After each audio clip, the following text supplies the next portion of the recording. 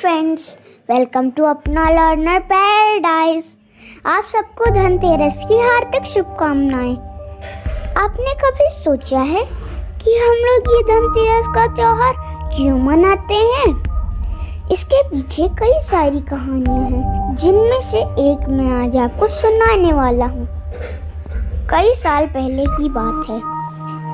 विष्णु भगवान धरती लोक पर जा रहे थे, तो लक्ष्मी माता ने भी हट लगा ली कि मैं भी पृथ्वी लोक पर चलूंगी।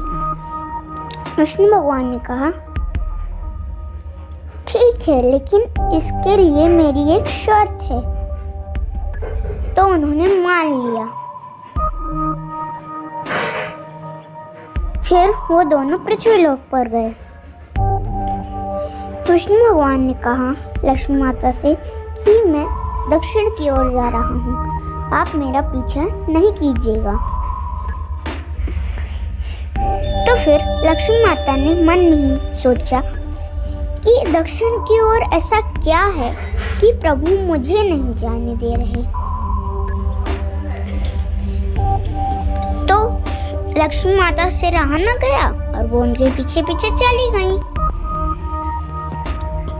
फिर उन्हें एक सरसों का खेत मिला, जहाँ पास खूब सारे पीले पीले फूल लगे थे।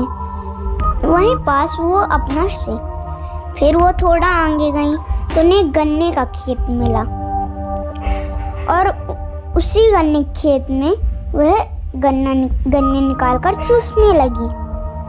तभी उन्हें विष्णु भगवान ने देख लिया और उनसे कहा, तुम्हें श्राप देता हूँ, तुम 12 वर्ष तक किसान की सेवा करना, क्योंकि तुमने उसका इतना बड़ा नुकसान किया है।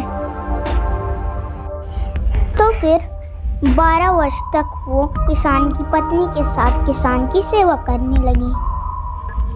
एक दिन उन्होंने अपनी बनाई हुई मूर्ति किसान की पत्नी को दी और उनसे कहा कि तुम स्नान कर कर इस मेरी बनाई मूर्ति की पूजा करना, फिर दूसरा काम करना।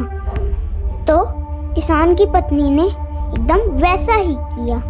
तो किसान ऐसे सुख संपत्ति धन से पूर्ण हो गया, भर गया, उसका घर पूर्ण हो गया। फिर विष्णु भगवान उन्हें लेने आए। तो फिर किसान ने हट लगा दी कि मैं माता को नहीं जाने दूंगा। तो विष्णु भगवान ने कहा, यह तो एक चंचला है, ये कहीं नहीं रुकती।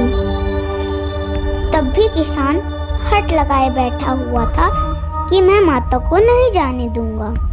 तो लक्ष्मी माता ने कहा, अच्छा, मैं तुम्हारे घर से नहीं जा, कल तेरस है, उस दिन रात को तुम घर के बाहर दिया जलाकर रखना और एक कलश में पैसे डाल देना और उसकी पूजा करना और मेरी पूजा करना।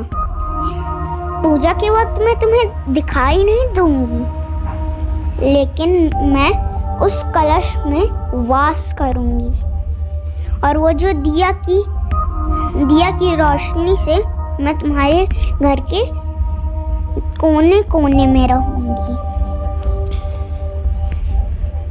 तो इसीलिए हम लोग धनतेरस हमेशा हर साल मनाते हैं।